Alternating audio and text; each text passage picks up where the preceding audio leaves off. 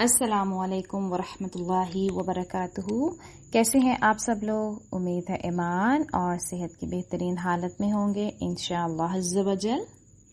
جیسے کہ آپ سب لوگ جانتے ہیں کہ اب ہم قرآن پاک کو بہترین تجوید کے ساتھ پڑھنے کا ایک سلسلہ جاری کر رہے ہیں. اللہ تعالی ہم سب کی مدد فرمائے.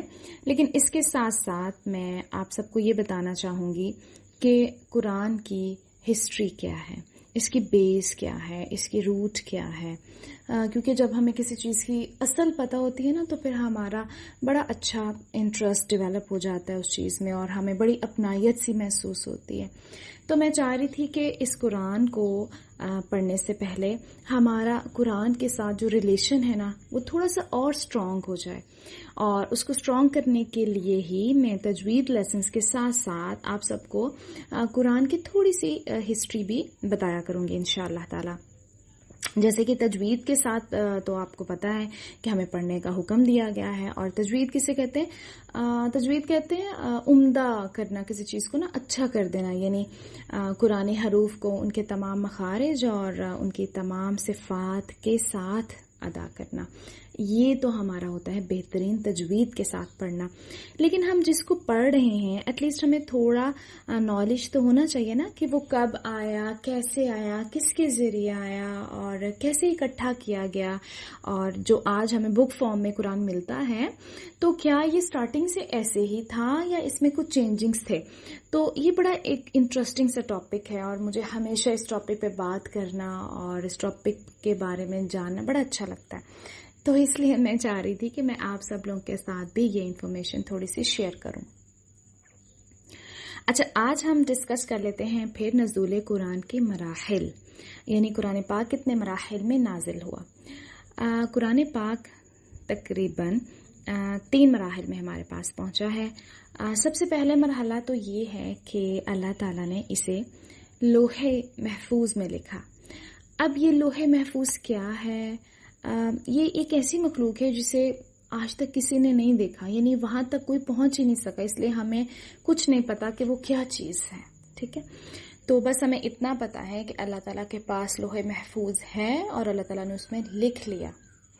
اب یہ کتنے عرصے میں لکھا اور اس کی کیا ہسٹری ہے، اس کے بارے میں ہمیں نہ تو قرآن سے اور نہ ہی حدیث سے کچھ خاص انفارمیشن ملتی ہے، اس لیے ہم نے اس کو منوعن ایسے ہی لے لیا. ٹھیک ہے، بس اتنا پتہ چلتا ہے ہمیں کہ اللہ تعالیٰ نے سب سے پہلے قلم کو پیدا کیا اور پھر اس سے کہا کہ تم لکھو. تو اس نے پوچھا کہ میں کیا لکھوں، تو پھر اللہ تعالیٰ نے اسے کہا کہ جو ہے وہ سب کچھ لکھ دو.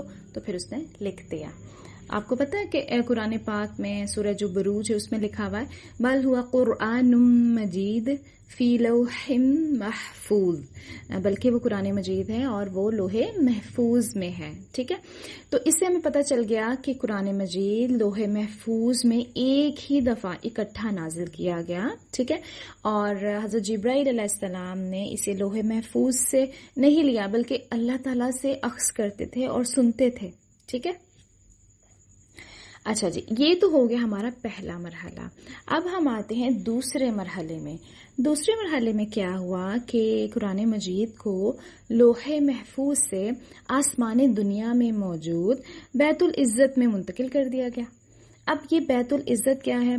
جیسے نیچے بیت اللہ ہے نا، اللہ تعالیٰ کا گھر ہے جہاں پر ہم سب لوگ طواف کرتے ہیں مسلمان، ایسے ہی اوپر بھی آسمان دنیا پر بھی ایک بیت العزت ہے جہاں پر فرشتے طواف کرتے ہیں، اللہ تعالیٰ کی حمد و ثنا بیان کرتے ہیں، تعریف کرتے ہیں. ٹھیک ہے، تو کہاں پر اتار دیا گیا؟ بیت العزت میں اتار دیا گیا، اور وہاں پر اسے صرف مطہرین یعنی فرشتے ہی چھو سکتے ہیں. ٹھیک ہے، اس کا ذکر ہمیں سورہ واقعہ سے بھی ملتا ہے جہاں پر اللہ تعالیٰ نے ذکر کیا ہوا ہے کہ اسے صرف مطہرین ہی چھو سکتے ہیں، لا یمسہ الا المطہرون. ٹھیک ہے، اچھا جی، اب یہ جب آیا ہمارے پاس آسمان دنیا میں تو ماہ رمضان کی مبارک شب قدر تھی اور ایک ہی وقت میں اتار دیا گیا، یعنی یکبارگی جسے کہتے ہیں نا، یعنی اکٹھا اتار دیا گیا. یہاں پر بھی لوح محفوظ میں بھی اکٹھا لکھ دیا گیا اور یہاں پر بھی اکٹھا ایک ہی ساتھ اتار دیا گیا، ہمارے پاس آ گیا آسمان دنیا پر. ٹھیک ہے، اچھا اس کے بعد اب ہم تک کیسے پہنچا؟ ہم تک پہنچا کہ حضرت جبرائیل علیہ السلام اللہ تعالیٰ کے حکم سے جتنی اللہ تعالیٰ یعنی آیات بیان کرتے تھے کہ اتنی آیات لے جائیں اور حضرت محمد صلی اللہ علیہ وسلم کے قلب مبارک پر اتارے تو وہ اتار دیتے تھے. ٹھیک ہے، تو ہم تک کیسے پہنچا؟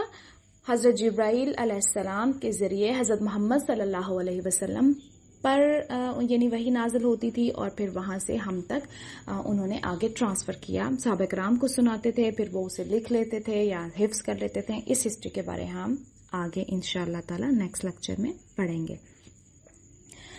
اچھا، جب ہمارا یہ جو نزول ثالث ہے نا، یہ جو ہے نا یہ اکٹھا نہیں نازل ہوا، یعنی اس کے لیے قرآن پاک میں لفظ آتا ہے تنزیل، یعنی تھوڑا تھوڑا کر کے نازل کرنا. تو جب جس آیت کی ضرورت ہوتی تھی اللہ تعالیٰ ضرورت کے مطابق اس آیت کو ہماری طرف یعنی ہمارے نبی حضرت محمد صلی اللہ علیہ وسلم کی طرف بھیج دیتے تھے. ٹھیک ہے، کیوں اس طرح سے کیا؟ ایک دم سے اتار دیتے تو مشکل ہو جاتا نا عمل کرنا. اگر تھوڑا تھوڑا وقتاً فوقتاً آپ کو ملتا رہے جس چیز کی آپ کو ضرورت ہے اس ٹائم، تو پھر آپ اس کو اپنے اندر جذب بھی کر سکتے ہیں نا. ورنہ سارا ایک دم ہی ہم پڑھ لیں، جیسے بچوں کو جب ہم ABC سکھاتے ہیں تو اگر A to Z جو ہے ہم ایک ساتھ ہی سکھا دیں تو ان کو تو سب مکس اپ ہو جائے گا، کچھ بھی نہیں آئے گا. بٹ اگر ہم ان کو لیٹر بائی لیٹر کرواتے ہیں تو بڑے اچھے طریقے سے ان کو سمجھ آتا ہے. ٹھیک ہے، اس لیے ہمیں بھی قرآن آہستہ آہستہ تھوڑا تھوڑا کر کے دیا گیا تاکہ ہم اسے ساتھ ساتھ جذب کرتے جائیں، ساتھ ساتھ اس پر عمل بھی کریں. خالی پڑھنا ہماری ذمہ داری نہیں ہے، اس پر عمل کرنا بھی ہماری سب سے بڑی ذمہ داری ہے. اچھا، اس کے بعد یہ ہے کہ آپ کو پتا ہے کہ حضرت محمد صلی اللہ علیہ وسلم کی کیا ایج تھی؟ ذرا سوچیں. ان کی ایج تھی 40 ایئرز جب ان پر وحی نازل ہوئی. ٹھیک ہے، اور اس کا نزول جو تھا نا اس کا آغاز بھی کب ہوا؟ رمضان کی رات تھی وہ. اب وہ شب قدر تھی. اب وہ شب قدر کون سی تھی؟ 21ویں تھی، 23ویں تھی، 25ویں تھی، 27ویں تھی یا 29 تھی؟ کچھ بھی تھی. اس کے بارے میں ہمیں کوئی خاص انفارمیشن نہیں ملتی. ٹھیک ہے، بس اتنا پتہ چلتا ہے کہ شب قدر کی رات تھی. تو یہ تھا نزول قرآن کے مراحل کے بارے میں آپ کو کچھ انفارمیشن دینا. الحمدللہ مجھے پوری امید ہے کہ آپ لوگوں کو فائدہ ہوا ہوگا. انشاءاللہ تعالی نیکسٹ سیشن میں ہم یہ سیکھیں گے، یہ پڑھیں گے کہ قرآن پاک کو جمع کس نے کیا. یہ تو آ گیا نا، وہی آ گیا، اب جمع کس نے کیا اس کو. انشاءاللہ تعالی ہم نیکسٹ سیشن میں کریں گے. اپنا بہت خیال رکھیے گا، دعاؤں میں یاد رکھیے گا. جزاکم اللہ خیرا کثیرا.